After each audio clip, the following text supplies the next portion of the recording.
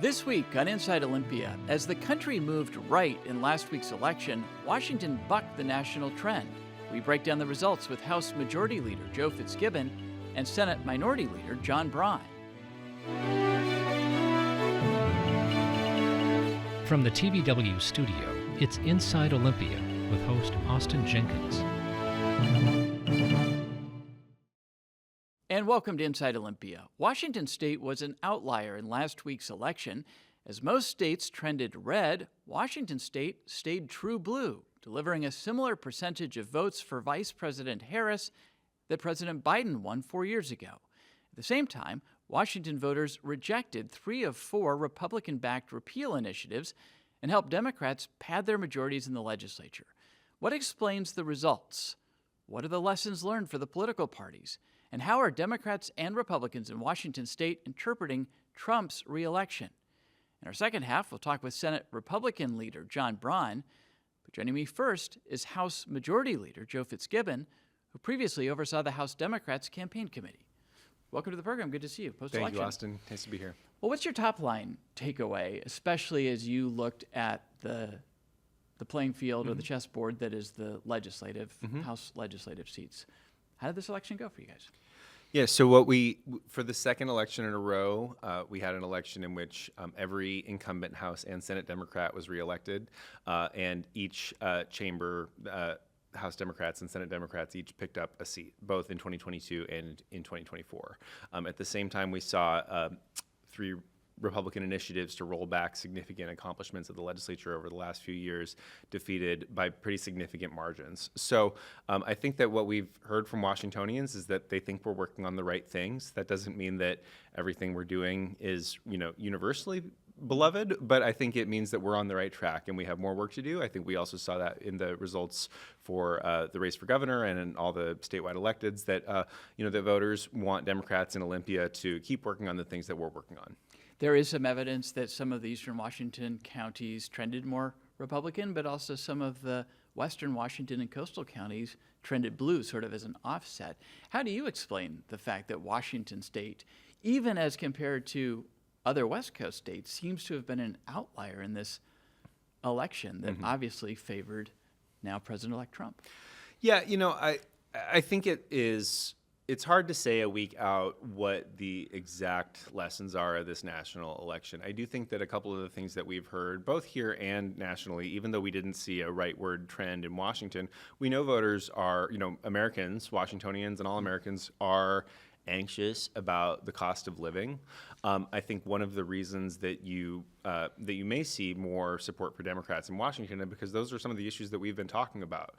Housing in particular. Housing is for most households is their largest cost, and we've really been hard at work on improving housing supply and bringing down the cost of housing. Healthcare affordability, childcare affordability. Those are some of the things that we know that really impact people's household budgets, and they're also the things that we have been working on and talking about. That doesn't mean that we're done by any stretch on any of those issues, but I think that it does show that we were right to be talking about and pursuing policies to address affordability on those items that really add up for a family's cost of living. You mentioned the ballot measures. Washington voters upheld the Climate Commitment Act, which you know a lot about and we'll talk in some detail about, as well as the long-term health insurance program and the capital gains tax for capital gains above $250,000 with some exemptions, and then voted to repeal, if you will, the mandate around reducing connections to natural gas and new construction. You stated that you think that sort of is a affirmation of the path that Democrats have been going down. I know that on the other side, what they have said is this just proves if you spend more money or a lot more money, you can convince voters this is a bad idea. And it's easier to get people to vote no than yes. So how do you respond to that idea that this is less about a thumbs up on these policies and more about just who had the deep pockets? Well, I don't know that, Initiative 2117, which was the one to repeal the Climate Commitment Act. It failed in Chelan County. It failed in Spokane County. It failed in Walla Walla County. It failed in Skamania County. It failed in Grays Harbor County. I don't think this was really. This was a resounding rejection of the proposals to roll back important policies that the legislature has enacted over the last couple of years. And, I think I would love to see less money in politics, but, when we saw millions of dollars spent to collect the signatures to get those initiatives on the ballot, I think the fact that you have both the 62% defeat for Initiative 2117, as well as, significantly outraising the Yes campaign, I think that shows the breadth of support that the Climate Commitment Act has in Washington, and the support that climate progress, transportation investments, wildfire prevention, salmon recovery have in Washington. I don't think you could get the kind of results that we saw on those initiatives without a really broad consensus that these policies that the initiatives proposed to unravel were really important and were really needed. It is a little bit more confounding when you think about just what you said earlier, which is that pocketbook issues were driving voters so much in this election. One of the criticisms of the Climate Commitment Act is that it's driven up the cost of a gallon of gas, and people have certainly noticed the cost of gas. So let's go a step deeper. Why do you think that wasn't more of a pain point for this particular initiative? I think we really made the case to Washingtonians that not making the investments would also impact the cost of living, that not investing in our transportation systems, not investing in improving air quality, not investing in wildfire prevention, would also harm Washingtonians. And it was really clear, I think, both over the course of the campaign and then particularly with the results, that that's something that people believe. People believe that being stuck in traffic is an impact to their quality of life. People believe that unsafe roads are an impact to their quality of life. People believe that wildfires, particularly for those frontline communities, but also wildfire smoke for the entire state, impact their quality of life. And so I think that we did an effective job of communicating to Washingtonians what those trade-offs would be, as well as the fact that the initiative did not guarantee that gas prices would go down. On the flip side, what about the natural gas measure? Yeah, well, I was disappointed to see that measure pass. I will, it is certainly, something that I take note of, that it passed with 51.5% of the vote, whereas 2117, failed with 62% of Washingtonians rejecting it. So I do think the margin is interesting. And I should note that you are you're the House Majority Leader now, former chair of the Environment Committee, and worked extensively on these issues. I've worked on these issues. I do think that Initiative 2066's passage will result in a more chaotic transition away from natural gas. We still are going to have to transition off of natural gas because, we have binding statutory targets to reduce our greenhouse gas emissions to a safe level. And the whole point of the measure, House Bill 1589 that we passed in the 2024 legislative session, was for a less chaotic transition to help really address affordability for people who are still on the gas system. With that law in place, I think that we will probably see higher costs for folks who are still on the gas system, and I think that's unfortunate. But that is what voters voted for, and we'll respect that outcome. I do think it's likely that there will be a legal challenge. Yeah, that was going to be my next question. So there's some talk of a legal challenge based on the trying to do too many things in one initiative, or the dual purpose. What are you anticipating specifically? Who would file suit? Who would challenge? When would that potentially happen? Yeah, I'm not an attorney, and I'm not involved in any lawsuit planning. I do think that it's likely that you'd see. I should have said the single subject rule. Yeah, the single subject rule, right? I do think that it's likely that you'll see many of the same folks who opposed Initiative 2066 in the environmental community leading the charge on a legal challenge. More broadly, as you think about the election results, what are some lessons for the incoming legislature? Democrats in the House will now have a 60% supermajority, enabling you to pass bond measures without Republican votes. That can be significant for obviously borrowing. It's not a supermajority in the classic sense of a 2/3 vote. But we've got a new governor coming in Governor-elect Bob Ferguson.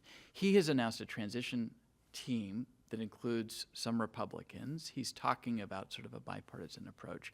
And then as you think again about the national climate and the pocketbook issues that are clearly on people's minds, are there any caution flags? Is there, as you guys come into this next session and think about, the budget's going to be down a little bit, there may be pressure to raise taxes.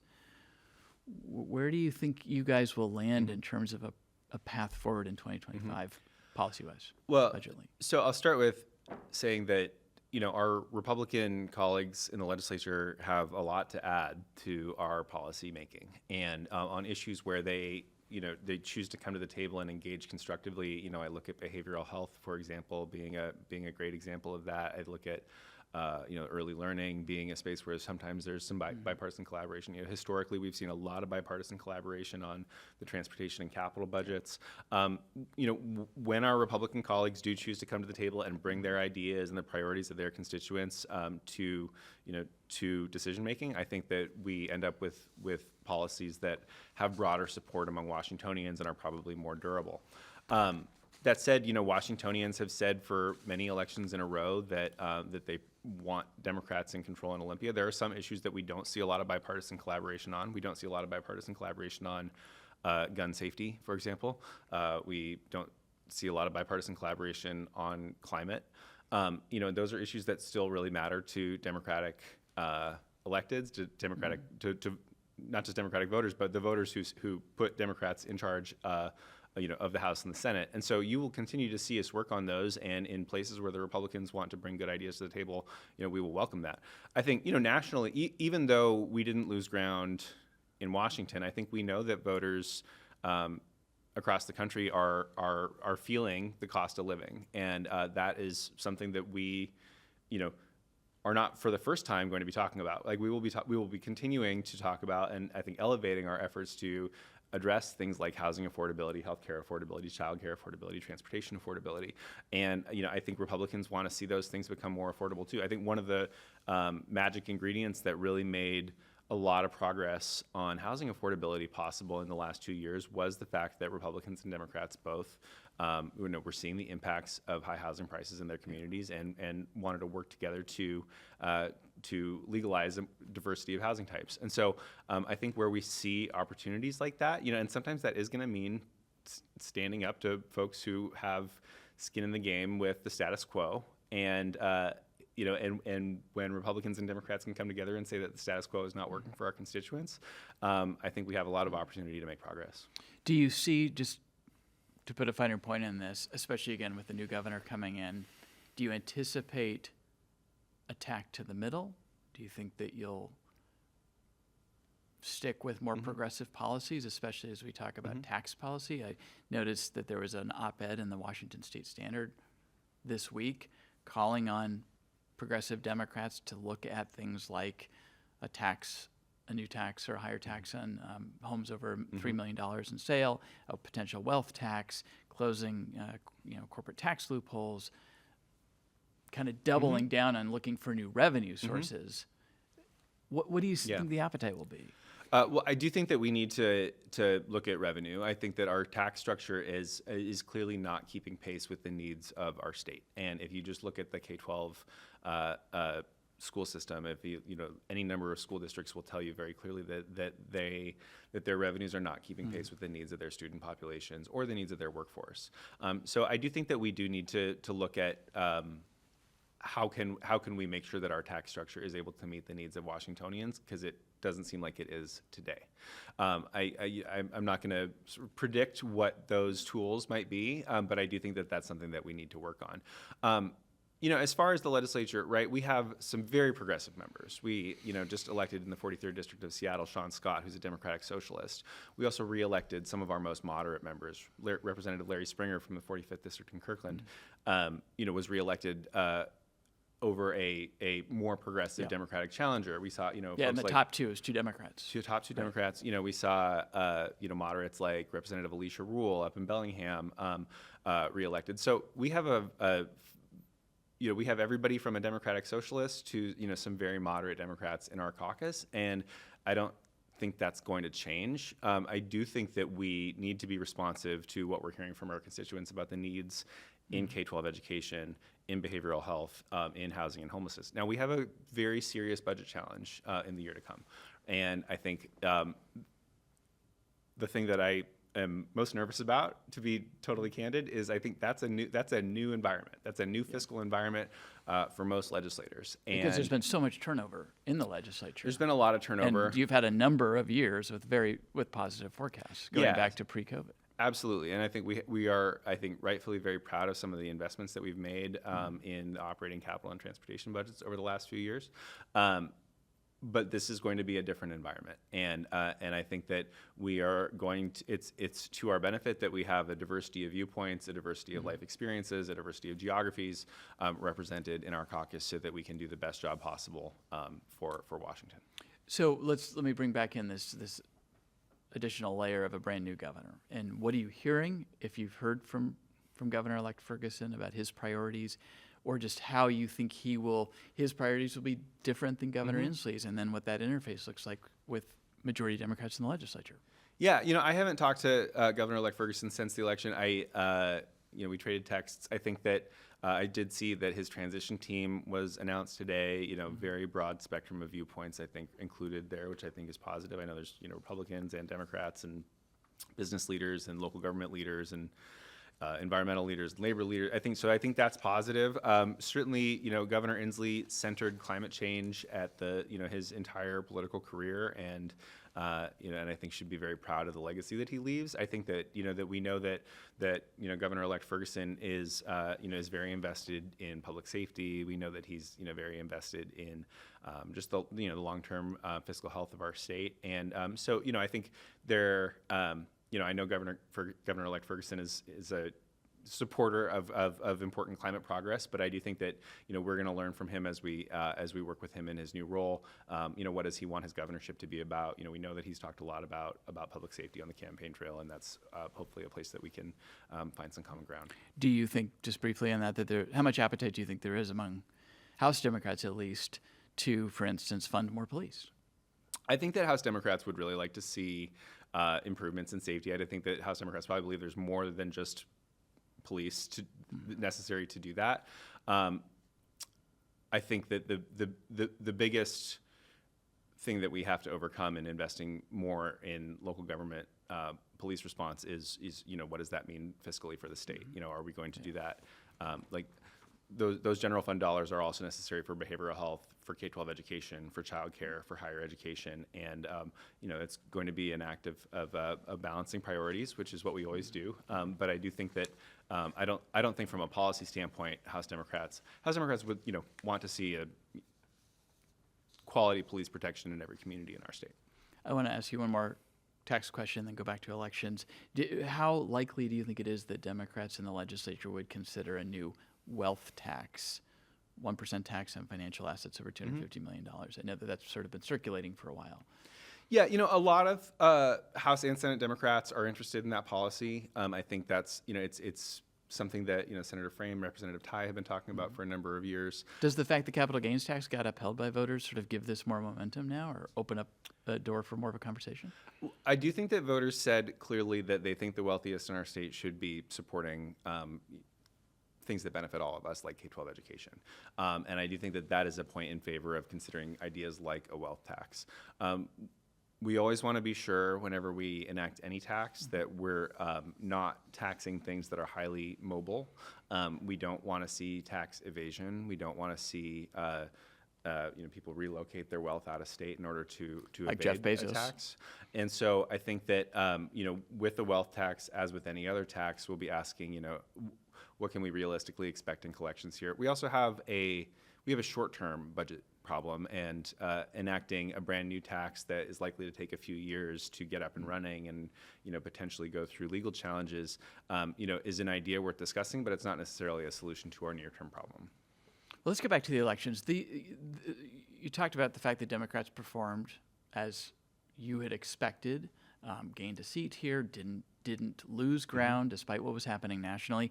There were also a number of newly drawn districts that everybody was operating in, and particularly the 14th district in central Washington, where it seemed like there was an expectation that Democrats might have a better chance of winning in those newly drawn. In fact, they were drawn with the idea of enfranchising Latino voters and giving potentially Democrats a better shot. And yet that didn't happen.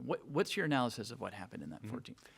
Well, I think that the 3 Latina women who ran for the House and the Senate in the 14th district did an incredible job, and I think we're very proud to see the effort that they put forward, and also proud of the support that we were able to bring to them from House Democrats and from Democrats across the state. I think the voters in the 14th district said that they wanted to continue having a Republican delegation, and we totally respect that outcome. I do think that. Do you think those candidates were too far to the left for that part of the state? Too progressive?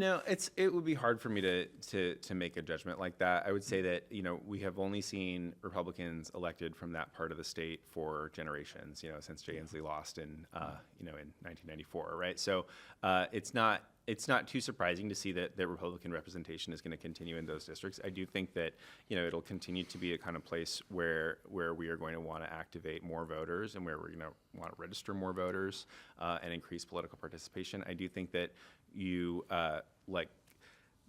we will. I think the new district lines and the campaigns that were run this year showed a lot of people in Yakima and Pasco and all the new parts of the 14th district that that they had more of a shot of an election where the outcome was not preordained, and I think that's really positive. One of the big storylines of the national election is the shift towards Trump of Latino voters. How do you, for Democrats in this state, in communities that have a lot of Latino voters, how are you thinking about the lessons of this election? I think we have a lot of listening to do. I think, and I think both parties do. I think both parties want to compete for Latino votes, and I think that we need to hear from folks. And I think one of the things that we often talk about in our caucus is recognizing that no community is a monolith, that the Latino community is not a monolith, and that a voter in Pasco and a voter in Yakima and a voter in Seattle, even if they're all Latinos, they may have different priorities. Also recognizing that the shift that we saw in many parts of the country, maybe is not necessarily reflective of how Latino voters in Yakima are feeling. We know just from electoral experience that Latino voters in Central Washington are generally more conservative than Latino voters in, say, my district, where we have a very large Latino community. So I'm not going to get ahead of them and saying why I think that we saw a shift among many Latinos, but also that community, like every voting block, is not a monolith, and that that people make up their minds for probably many similar reasons to the reasons that people in other racial groups made up their minds. We know that inflation really was top of mind for nearly every voting group in the country, and I think that I think that impacted Latino votes, Asian American votes, white voters, black voters. I think that everybody saw that voters really want their elected officials to take inflation and cost of living seriously. What is your reaction to President-elect Trump winning a second term? I am concerned about what that could mean. I am very concerned about what that could mean for the climate, based on some of the lies that he's told about climate change and about energy policy. In his previous administration, most of the most egregious efforts that his administration undertook to roll back climate progress, as well as legal protections for people, were not successful in the courts. I think that if they overreach, they will find that we are still a country with rule of law, and that courts will prevent them from overstepping what they can legally and constitutionally do. As far as what it means for Washington, I don't think we were ever expecting that Washington, D.C. was going to save us from the difficult problems that we have to tackle here at the state level. I am concerned, and I know a lot of my colleagues are concerned about what this administration could mean for Washingtonians' civil rights, what it could mean particularly for immigrants and their families in Washington. Absolutely concerned about what it could mean for our economy if they implement a 20% across-the-board tariff, which will be devastating to the Washington economy, as the tariffs in the previous Trump administration were. So I'm very worried about it. But that said, it's this is what Americans voted for, and we will have to see how the decisions that this new administration makes impact people. There was a lot of talk after the 2016 election of sort of a resistance to Trump. Is that how you would frame it or think about the role of Washington State Democrats in the face of this new administration? Will Washington be playing the role of the resistance? I think we're going to try not to spend every day thinking about him and try not to let our governance of Washington State be reactive to what's going on in Washington, D.C. There are many actions that we took during the first Trump administration that I think have held up well, including actions to protect immigrants in Washington. After the Dobbs decision came down, of course, that was under the current, President Biden's administration, but it was as a result of President Trump's Supreme Court appointments. We were very proactive in making sure that Washingtonians' reproductive rights would be protected, as well as the reproductive rights of people coming to Washington to access reproductive health care, including abortion care. We will be on the lookout for other places that the state needs to step up to protect Washingtonians from the federal government. But so far, I think the actions that we have taken in the past, for example, we codified the essential health benefits from the Affordable Care Act, knowing that there was a possibility that the Affordable Care Act if it were to be repealed. So those, I think, precautions that we take in order to protect the rights of Washingtonians and the well-being of Washingtonians, we have many already, and we will be on the lookout for where we need to do more. Just lastly, in less than a minute left, what message would you have to voters in red counties who voted Republican, who didn't vote for Democrats for the legislature, for working class voters who have, as we've seen again, in large droves, abandoned the Democratic Party? What's your message going into this 2025 session and post-election? Yeah, it has always been and will remain our goal to represent every Washingtonian, including those who didn't vote for us. And I think that's where, I come back to saying that Republican legislators have a lot to bring to the table when they talk about what the impacts of state government are in their communities. There are often, there are a different set of impacts in the 7th District in Northeast Washington compared to my district in West Seattle and downtown Seattle. And I think that we have a lot to listen to and to hear from, Republican voters as well as our Republican colleagues. That said, we also have a pretty resounding endorsement for investing in our education system, for investing in long-term care security, for fighting climate change. And I think with those results, we know that we're at least somewhere in the right ballpark, and we have a lot more to do. Okay. House Majority Leader Joe Fitzgibbon, thank you so much for coming in to talk to us. Appreciate it. Good to talk to you. And when we return, we get a Republican perspective on the election from Senate Minority Leader John Braun. Back right after this. It will dwarf Katrina. It'll be absolutely the largest thing that we will have had to have dealt with in our country. We know the clock is ticking. With only 15 minutes or so, that's not a lot of time to evacuate.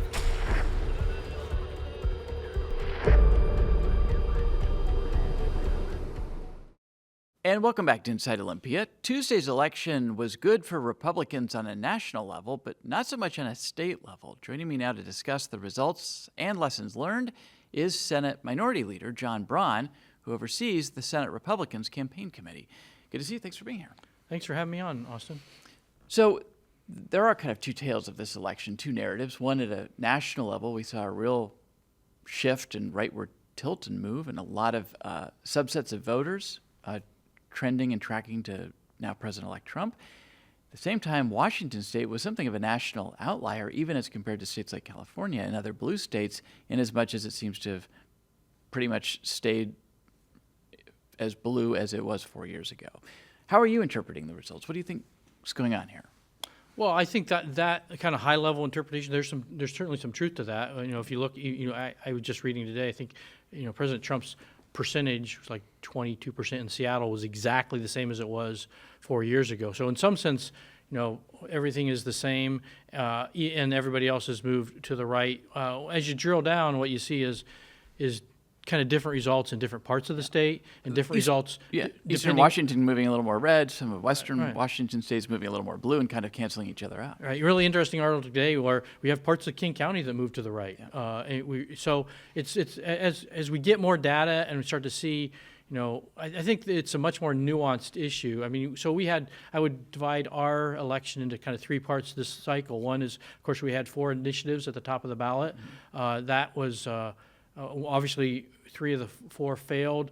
A huge funding disadvantage there. $40 million essentially spent on the no campaign compared to essentially nothing spent on the yes campaign in terms of advertising. There was a lot of money spent getting them on the ballot, but not much left over to actually promote them. And then you have the statewide races, the executive races. Again, a big funding disadvantage between the Republicans and the Democrats. And then and in the results, as you might imagine. And then at the legislative level, you still had some funding disadvantage at the legislative level, but not across the board, and not nearly as significant. Not 6 or 7 to 1. Maybe 50% more at the worst, and in many cases almost parity. So, and you saw so far at least you've seen not a whole lot of change right now. If you look statewide in the House, they've got 1 seat that they're likely to lose in 26. In 26, you said. In LD 26. Oh, in LD, right. Yeah, so Republicans lost. Yeah, they have 1 seat. Exactly, So out of 40, they may go from 40 down to 39. In the Senate, we are currently down 1. So and it's very close. It's with a few hundred points, or votes rather. So I think that one ultimately could go either way within 100 votes when we're done. So you see a much closer bunch, and then put that in context. What you had to deal with. We have the redistricting order. In the spring, where Judge Lasnik says, we're going to turn 3 districts from Republican districts into Democratic districts, and puts us very much on the defensive, where we have to say we're now spending the vast majority of our effort defending what are now Democratic districts with our incumbents, or where our incumbents retired with their replacements, and we're not able to go on offense in any meaningful way. So when you put it in that perspective, I think we've actually done quite well, given the lay of the land. Because you're saying you were playing defense. We were 100% playing defense. In particular, in the House, everybody's up every 2 years, so they're all up. But in the Senate, every 2 years it's different, and some cycles are better than others. We knew this was a tough cycle for us, and then on top of that, we got the redistricting order that puts 2 key districts really in play. It moved the 14th district from a solid Republican district to a 15-point Democratic district. So what do you think? Let's kind of dive in there. What do you think happened in that district where Republicans swept, including incumbent Senator King, who had to move to still serve the district that he was serve that district? Well, first of all, I'm super proud of Curtis King and his team. I'm proud of the House candidates. We have good candidates who have demonstrated. King for 16 years has demonstrated that he is committed to serving his community in a very thoughtful and very bipartisan way. So we had a lot to work with there, right? We had a great reputation of service to his community, and then him and his team went out and worked super hard. And what we found, a couple things happened there. One is the issues resonated. The things he's worked on, the things we're focused on resonated. That they didn't want change just for the sake of change. They wanted change that would make their lives better, and they saw Curtis King able to do that, and they saw the other 2 House candidates able to do that. And then I think you also saw some national trend there as well. With Latino voters moving to the right? That's right. So, that district, that was if you take that district and apply the presidential vote in 2020, that was a 15-point Democratic district. It's touch and go, but that'll be within 1 or 2 points, whether it's Trump or Harris. But a big swing there with primary Hispanic voters. So both a national change and then a great candidates and great campaign teams that I think did a really good job. The other districts that moved and that people have been watching closely are in Southwest Washington, the 17th and the 18th. Again, you were in a defensive posture. 2 legislators retiring out of those seats who were Republicans, 2 state senators. That's right. And we were fortunate. When they announced the retirement, we had, at least in the 17th, we had a House member that stepped up, and Paul Harris. And Paul Harris has been in that district for a long time. A very good fit to the district. It's a moderate district. It's a swing district, and that's exactly how he is. He's behaved in Olympia. Again, a lot of credibility, both in Olympia, but more importantly in his district, and turned out and just worked super hard. But that was a district he's on the governor-elect's transition team, the Democratic governor-elect's transition team. He's a Republican. So, I mean, exactly. So what we have is the redistricting order turned that from a swing R district to a swing D district. They had a great candidate, very talented candidate.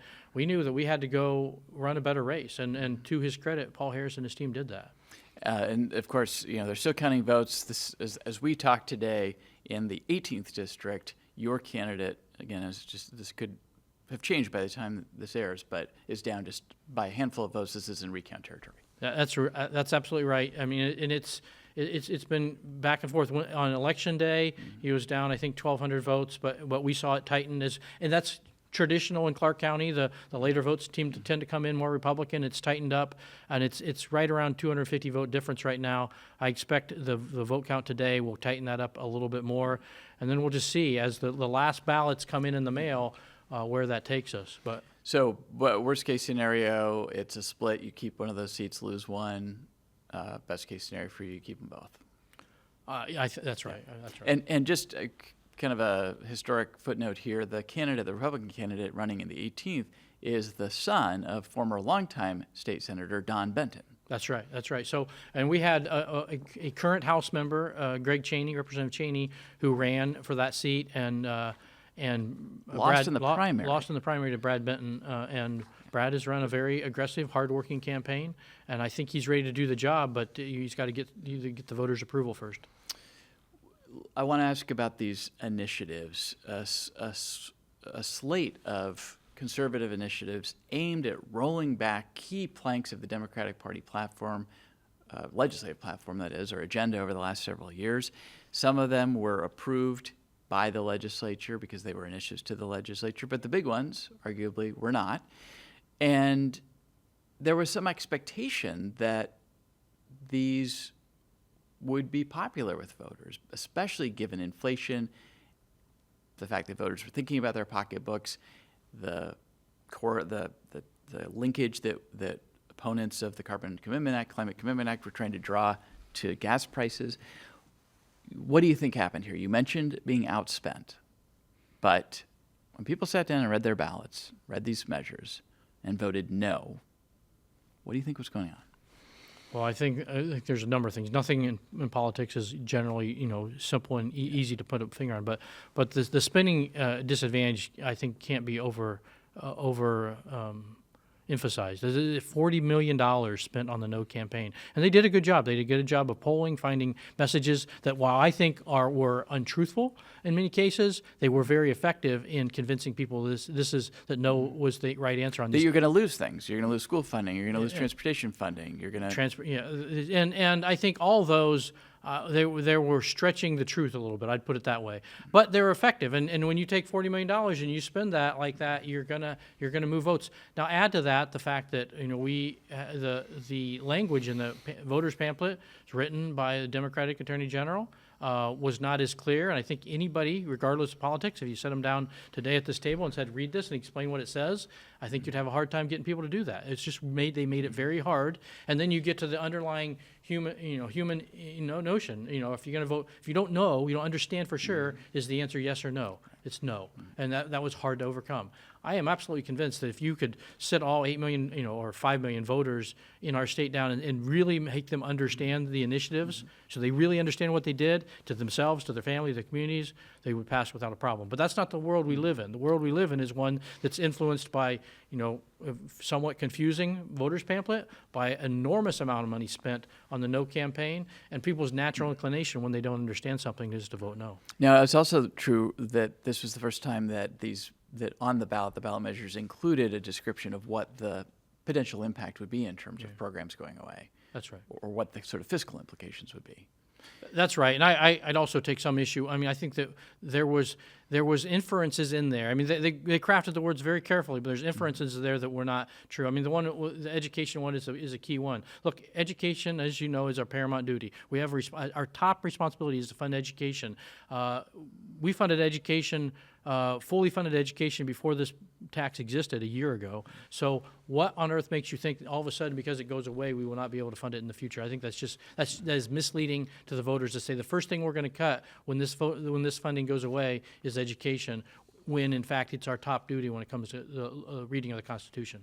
Democrats are obviously looking at this as a vindication of their policies, and I want to ask in particular about the capital gains tax because Republicans opposed it so vociferously.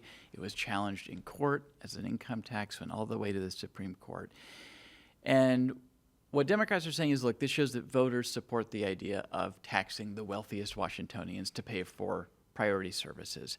Again, how do you view that particular vote, especially given the intensity of the opposition by Republicans? Yeah, I mean, they badly wanted this. They've wanted it for years, and they took no chances. I mean, when they passed it, they made sure there was an emergency clause, so there couldn't be a referendum immediately. That, if you put a referendum immediately on the ballot when this passes, I think the odds are much, much higher that it's repealed. But they prohibited that by saying this was an emergency, even though it clearly was not. It was just a way to avoid a referendum. You look at the money that was spent to stop the no campaign. If this was so obvious to voters that they really wanted a capital gains income tax, why did they have to spend $40 million as part of the thing to get them to convince us? So they clearly didn't believe anymore. I mean, they had a successful night, no question about it. You can do change a lot of minds with that kind of money. But the idea that this is some kind of a symbol that we want more progressive tax in Washington, I think is nonsense. And I'll put it this way. We have on the same ballot at the same time the most regressive, technically not a tax, a fee, but the cap and trade system, very, very regressive. I don't think anybody would disagree with that. We had cap and trade regressive and capital gains supposedly progressive on the same ballot, same result. You can't say that there's a constant there, that they want more progressive taxing. What they want is, what they responded to is an overwhelming amount of money spent on behalf of the no campaign. But you go back to the Climate Commitment Act, 6 Eastern Washington counties actually voted no on it. So that's surprising. We lost badly. There's no question about that. I think, but why we lost badly is the real question. So again, from your perspective, when you think about sort of where the Republican Party stands on some of these issues, is there any reason to be rethinking, for instance, let's say climate policy as it relates to the legislature going forward? Well, yeah, and here's the thing. Like it, don't disagree with their campaign, doesn't matter at this point. The voters have spoken. That's done from my perspective.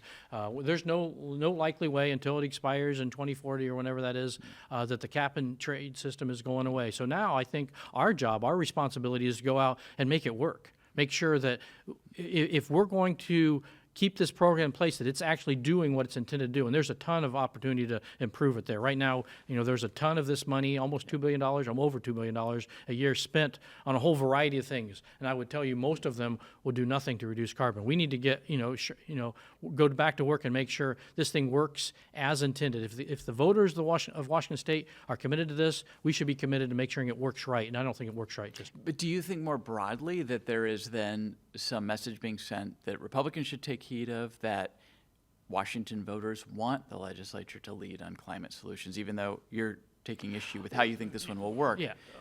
I agree. I mean, but I thought that before. We've never woke up and said, "Hey, we don't care about the environment." Guess what?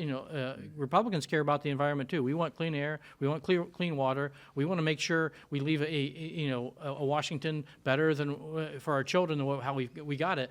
We just think we need to do it in a way that doesn't punish working class Washingtonians. And there's a lot of things we have proposed and will continue to propose that can do exactly that. So let's talk about what these results might mean for the 2025 session. You are going into a session where, for the first time in a number of years, the revenues are not what they have been. And it sounds like the legislature may be in a budget-cutting mode again, or the alternative is, of course, legislators can look for new sources of revenue. Already, there are progressives who are urging Democrats to look at a potential wealth tax or a tax on the sale of high-dollar homes. What do you, coming out of this election, given the Democrats are still very much in control, clean slate of statewide offices, what are you anticipating and expecting? Well, I have no doubt, and the rumor mill's already out about the different sorts of taxes. You mentioned a wealth tax. There's a payroll tax option out there. There's a B&O tax option out there. There's a REIT tax, property tax. So they're talking about lots of different taxes. Whether they have the votes to do that or not, I don't know. They don't call me to check votes with me. But I don't doubt that they'll be out there. I think that they would be foolish to knee-jerk to that as their solution. When you go back to the operating budget in particular, and we can talk about the other budgets if you like, but the operating budget, and you say, how has this behaved relative to median income in Washington State over the last 10 or 15 years? And what you see is it's doubled. Our budgets for our households have gone up, at a respectable rate. The state budget has gone up at double that rate. I don't know how you look at that very fundamental number and say the answer must be we have to take more money from the folks who are going up at half of our rate. It just doesn't make sense to me. We have a spending problem, and we haven't dealt with it because we haven't had to. We have 7 years of enormous good fortune in terms of our economy. Even during the pandemic, you saw our economy do remarkably well. We should be very proud of that. That doesn't look like that's going to happen this year. That doesn't mean the answer is to load up with new taxes. That's not, in spite of what you see, I think you're overinterpreting the initiatives and the will of the people when you say that. Because when I and my colleagues go out and talk to people around the state, they're very, very much concerned about the cost of living in Washington State. And they have an intuitive sense that, whether they pay the tax directly, like in a sales tax or a property tax, or it gets into them indirectly through some sort of overall payroll tax or through a B&O tax, it still affects their cost of living, the cost of food, housing, transportation. They all goes up as a result. So I think we have an opportunity, and yes, it does look like there'll be a significant budget deficit in this cycle. The numbers are uncertain, but $5 to $8 million. That's a 4-year number, but that's on almost a $75 billion budget. There is room in there to look, and we haven't done this really for 6 or 7 years. Gone back and said, what are we paying for with state dollars right now that really aren't delivering services for our citizens? Where are there efficiencies in state government? And I think the voters deserve that we go back and take that look before we decide the first answer is new taxes. Let's layer in the fact there's going to be a new governor in Bob Ferguson after 12 years of Governor Inslee. One thing we know is true is that first-term governors are thinking about a second term and re-election, and that can sometimes moderate what they support. But what does your instinct tell you? How do you think the legislature, what do you think that interplay is going to look like between majority Democrats in the legislature and this new incoming governor? That's a great question. I'm not sure I have the right. I don't know the answer yet. I mean, we know how Governor-elect Ferguson behaved as Attorney General. He was very much about growing government and more money for government and using that in ways he thought were good for the state. Whether I agree with that or not, that was his approach. If that same approach is applied to his new position, I think you're looking at more of the same, where growth is the fix to everything. But I don't know. Your point is very well taken. First-term governors want a second term, and the reality is, in my view, people in Washington, especially working-class people, and I'll go back to the idea that if you really dig into the election results, when you look at how working-class Washingtonians voted, they swung right, not left. And so if Governor-elect Ferguson is paying attention, and I believe he's paying attention, I think he's a pretty smart guy, he's going to say, maybe that's not the right thing for the state, both from a political standpoint, and hopefully he recognizes that's not good from a fiscal or economic standpoint, to just fix this problem with more taxes. I can't say any better than anybody else, but that's what I hope. What do you, as you just think about, again, going into this session and the dynamic, one potential change is the House will have a 60% majority, which would allow them to pass bonding measures without Republican votes. And depending on what happens with the Southwest Washington seat, that could also be the case in the Senate.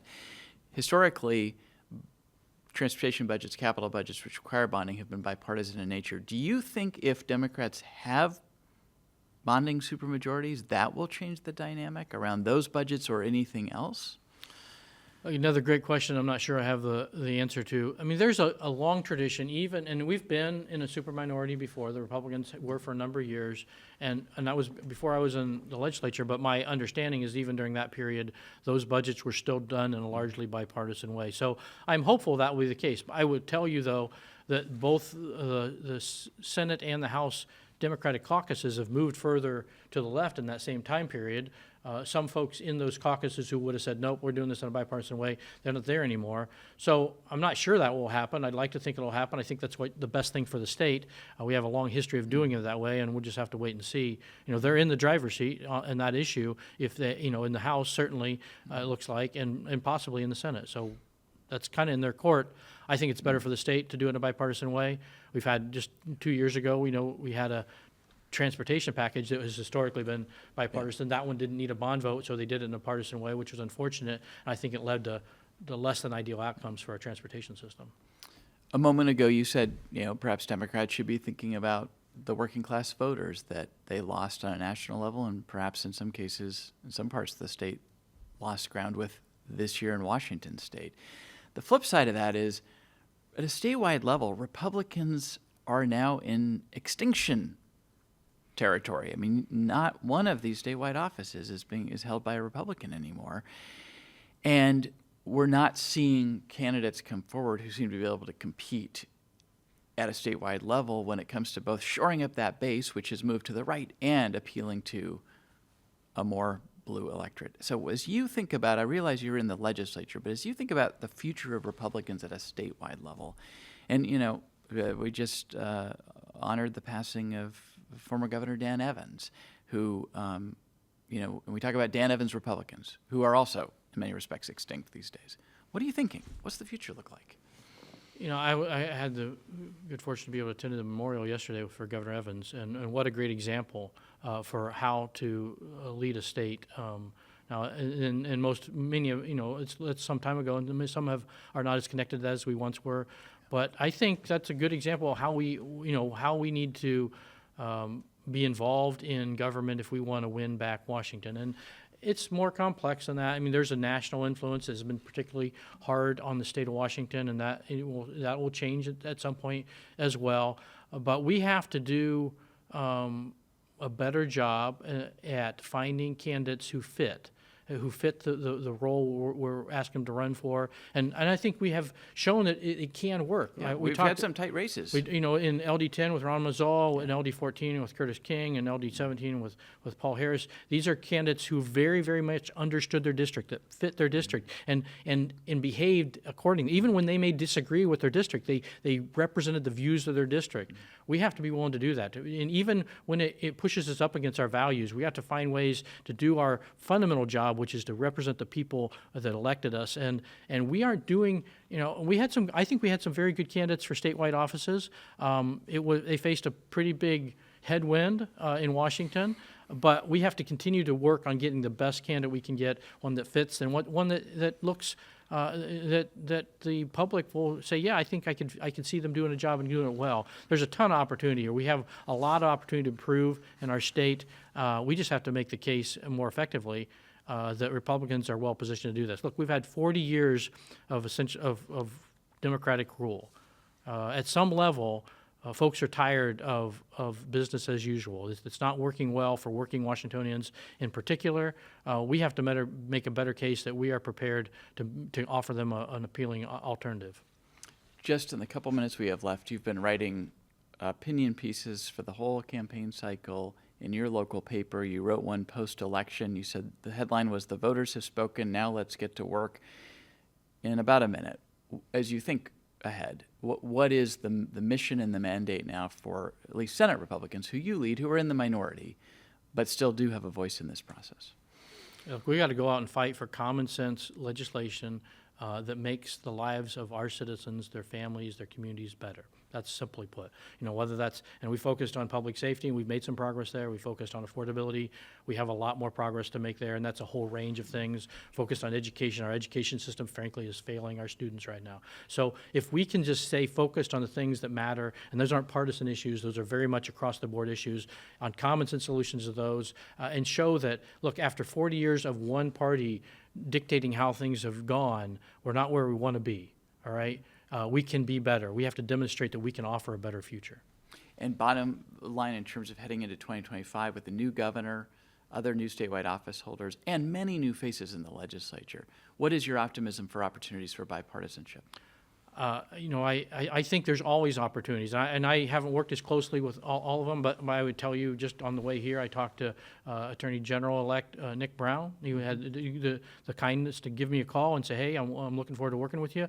I welcome that, and I look forward to finding places where we can find common ground that make our state better. Okay. Senate Republican Leader John Braun, thanks for coming in. Appreciate it very much. Good to talk to you. Thank you for watching Inside Olympia. We will see you again next week.